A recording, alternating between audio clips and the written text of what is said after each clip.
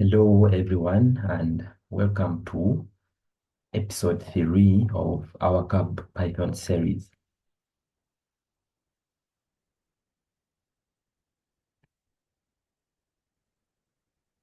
Okay, I'm still your instructor for today. My name is Simon, and I'm going to take you through this script for today. We are going to look at casting data types, and then we are going to look at how to get input from the user. And finally, we shall look at string concatenation. So let's get started.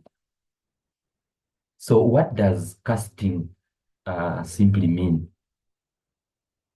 To cast a data type simply means converting a variable or a data object from one data type to another.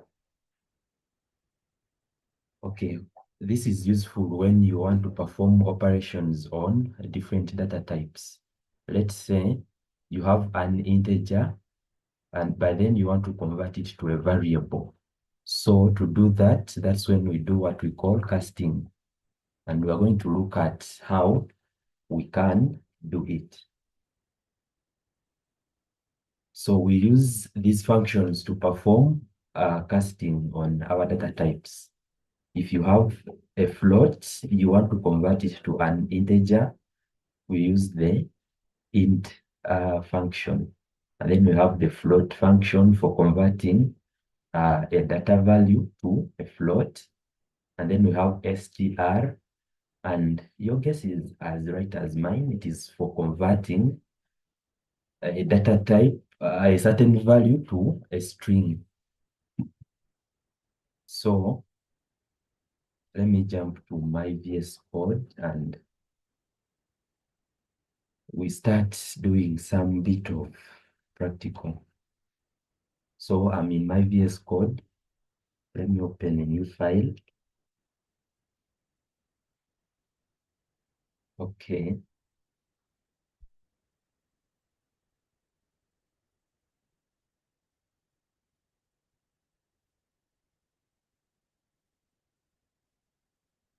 Okay. So I've opened a new file and I can first save it before I proceed. Control S.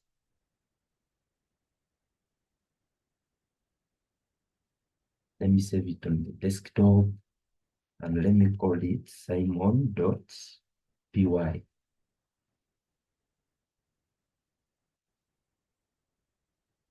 Okay, so we want to look at casting and we want to do some bit of practice as far as casting is concerned.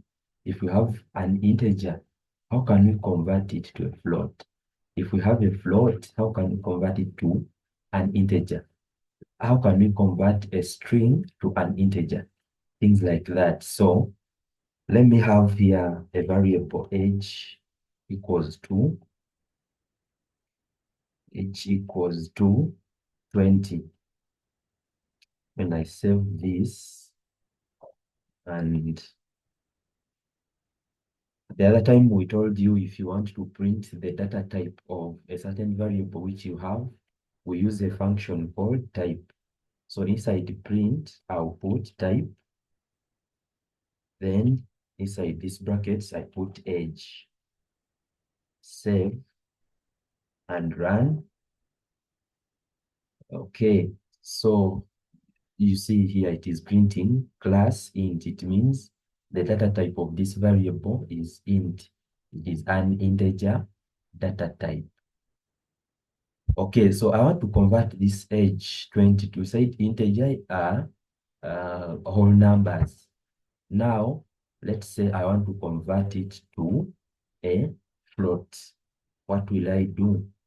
I can create another variable here and name it age2 equals to, now age which we are currently having, age which we are currently having is an integer, but I want to convert it to a float, which means I will use when we observe these functions we have here, if you want to convert to float like we do now, we use float function.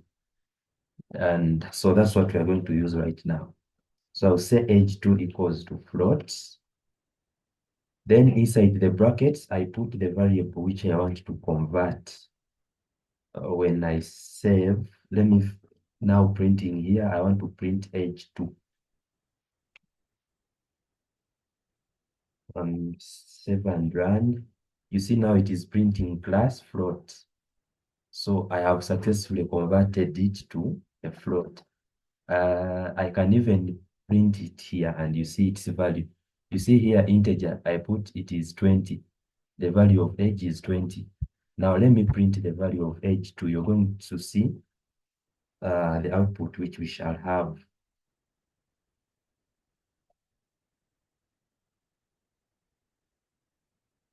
You can see it is having 20.0. It is adding in these decimal points to convert it to a float. So that is how we do that. Let's say I have max, okay, let's have CGPA equals to 4.70. Okay, so this is a float. This value of which I've given to CGPA, it is a float. Now, I want to convert it to integer. You can even print here to confirm whether it is really a float. Print type CG, oh, sorry, CGPA, save and run. You're seeing it is a float down here. So let me convert this CGPA.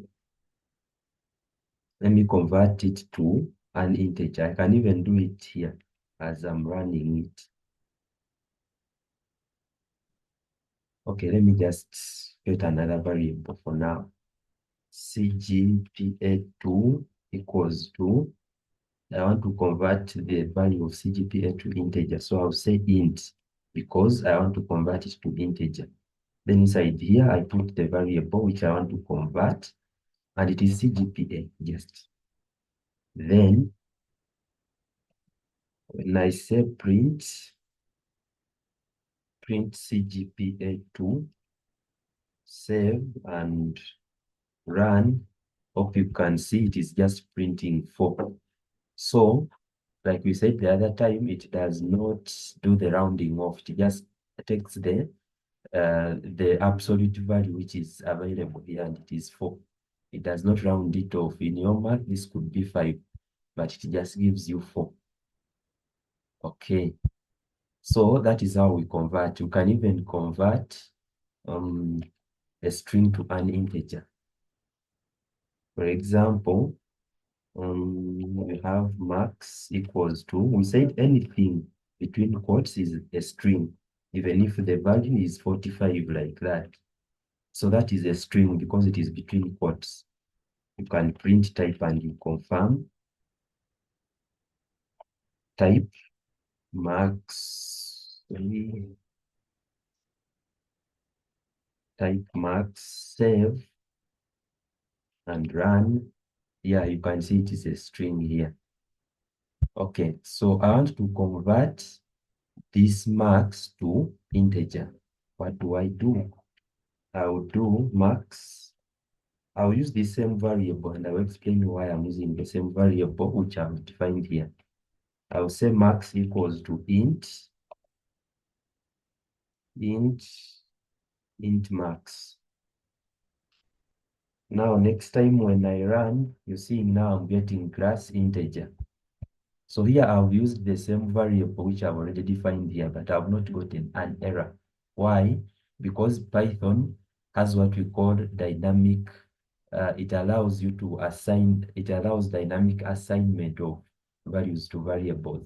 So you can keep altering the value of this variable. I can even create another one called max. What it does, it takes the value which is assigned last.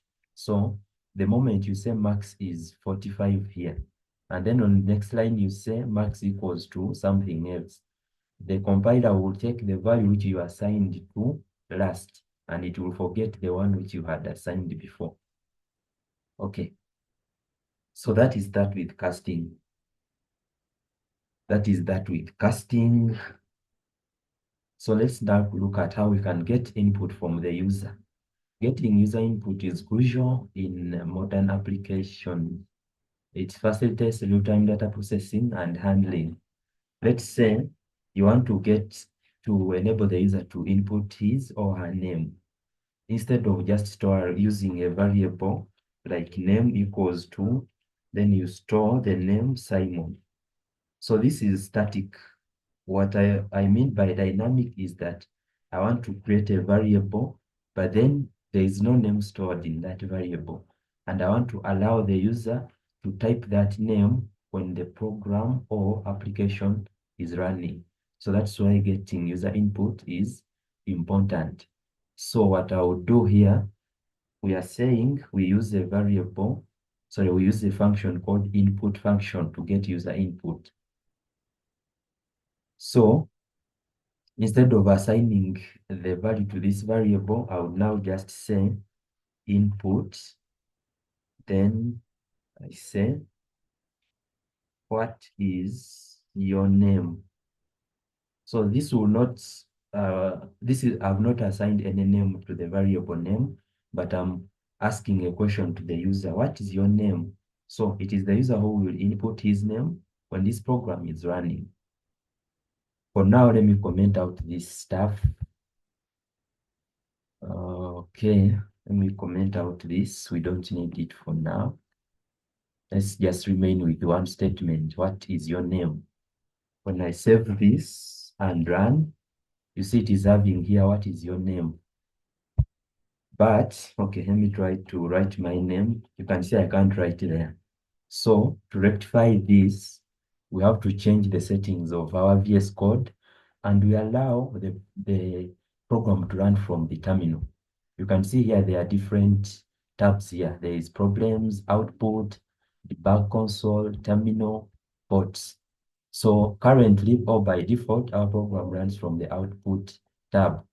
So we have to change it, and we see that it is running from the terminal. That's where we can be able to get user input. So we go here where we have the word file. Then down we have preference. Preference, we have settings here. Under settings, you choose extension. Then let's try to navigate down.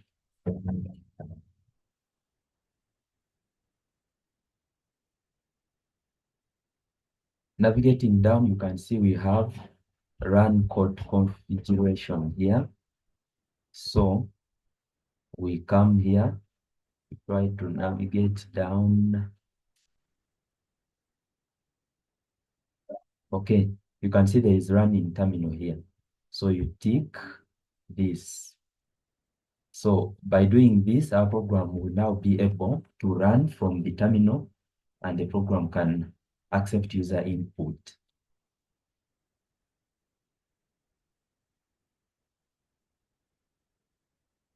Okay.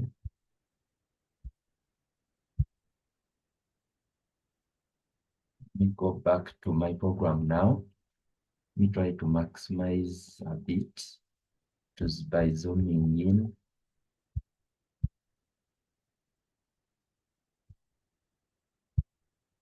Okay. So let me try to cancel this program because it was already running. Let me stop it. Now, when I save and run again, yeah, you can see now it is running from the terminal. It is now running from the terminal. Let me give it a second.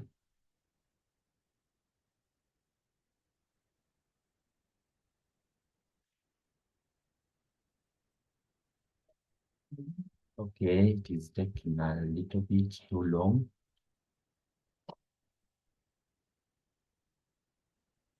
Okay, it's finally running. So what is your name? That's what I have here.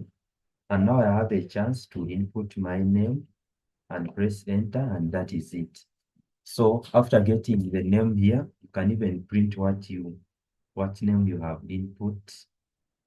I say print name, save and run.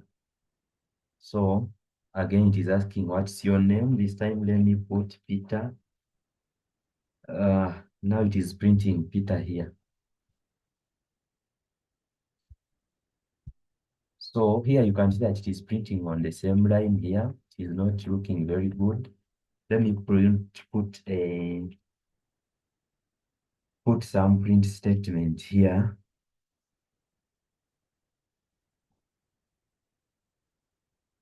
Okay, what is your name? Today, let me give it Jacob. Yeah, now it is printing on the next line. So that is that. That is that. That is that.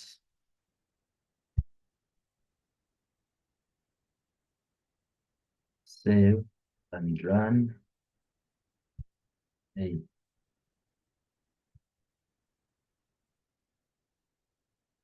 Okay, what is your name? Today, let me give it Paul. And it is printing Paul here. So that is how we get input from the user. As simple as that, you can get any input you want from the user.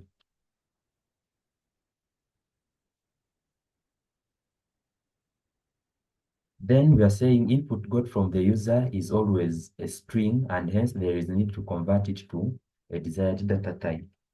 So whenever you use this this input function, the input you get from the user, it is automatically a string, and it is you to convert it to an integer. Let's get an example here. Let me first comment out this. Let me say, let me create a variable called max, and I use the input function. Then I say, enter your max. By default here, you would expect that you get the value as an integer because max is an integer. But let's try to see what we shall get. Print max. So it will print the max which you give it, and also print the data type. Print type max. Save and run. Enter your max. Then I give it 34. It is printing our 34 and it's saying class string. So this max string is a string here.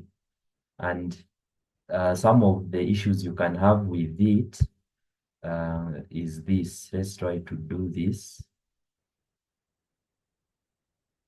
Let's try to do this. Let's have max2. Max2 equals to, you're also getting it from the user. Input, enter max2, enter max2, and now we want to get the sum of this max. Sum equals to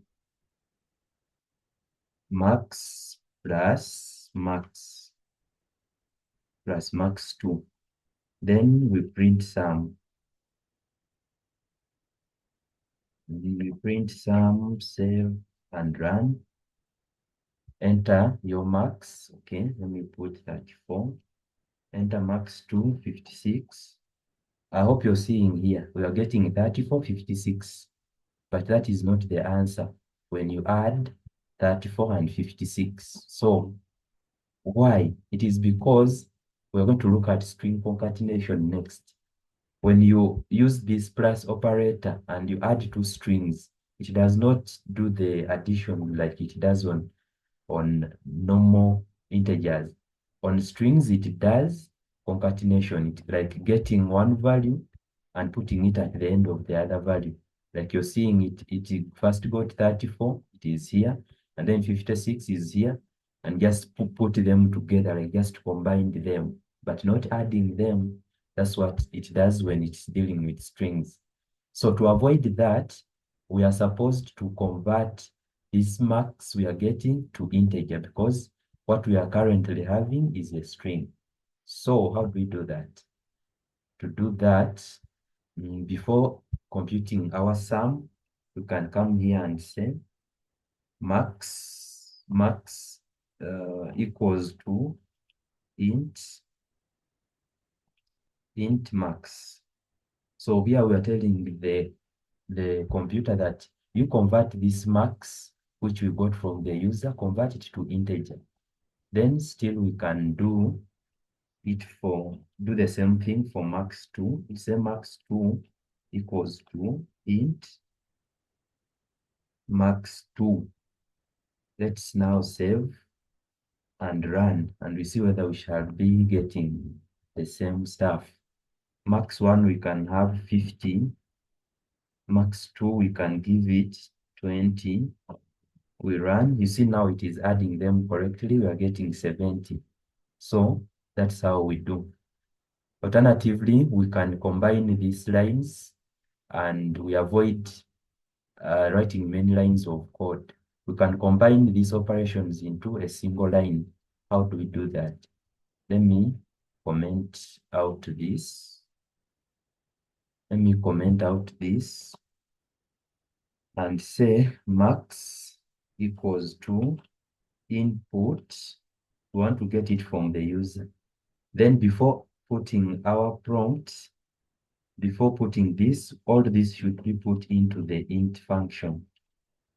Input, then say enter your max.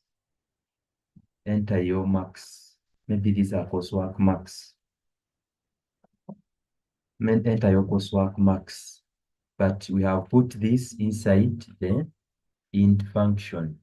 This whole thing of input your max, we are putting it inside the int function, which means whatever the user will put will be converted to an integer. And then max2 equals to, still we put it inside int, then input, then we say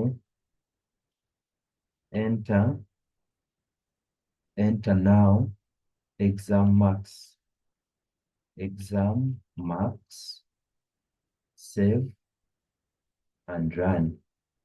It is asking enter your coursework marks, maybe you got 34, then enter your exam mark, maybe you got 15. So you end up with your 84 as your final mark. So that's what you can do to achieve that. That's getting input from the user. I hope it is clear. So that's how we get input from the user. Okay, I wanted us to look at string concatenation, but for the interest of time, we shall look at it next time. So for our take home today, you will write a Python program that asks the user to input two numbers, then perform arithmetic operations on those numbers. That is addition, subtraction, multiplication, division, and modulus on these numbers.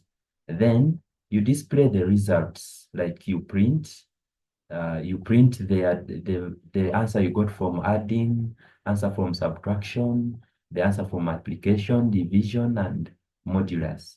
Then you can also include comments in your code to explain each step.